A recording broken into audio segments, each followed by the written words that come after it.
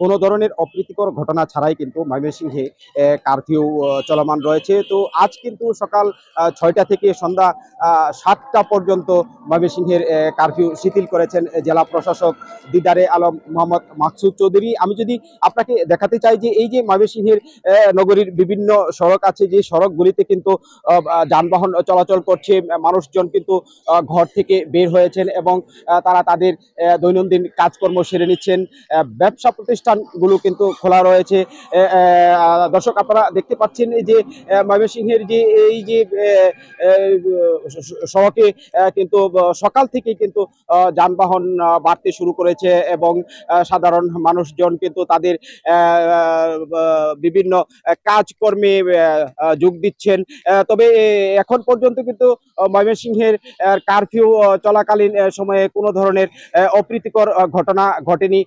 তো শান্তিপূর্ণ পরিবেশেই কিন্তু ময়মনসিংহের যে চলমান কারফিউ এবং কারফিউ শিথিলের পরিবেশ শান্ত রয়েছে। আমরা পুলিশ প্রশাসনের সাথে কথা বলেছি, তারা যে বিষয়টি বলেছেন যে শান্তিপূর্ণ পরিবেশ বজায় রাখার জন্য মাঠে আইন শৃঙ্খলা রক্ষাকারী বাহিনী তৎপর রয়েছে এবং প্রশাসনের পক্ষ থেকে কিন্তু কঠোর নজরদারি রাখা হচ্ছে, যাতে কোনো ব্যক্তি বা গোষ্ঠী যাতে বিশৃঙ্খলা সৃষ্টি করতে না পারে।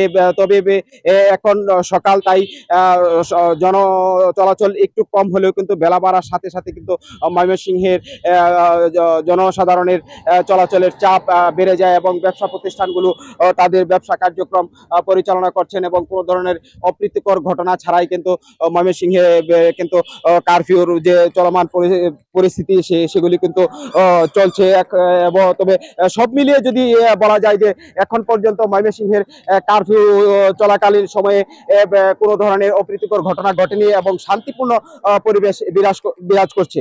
তো এই ছিল আমার কাছে ময়মনসিংহ থেকে সর্বশেষ।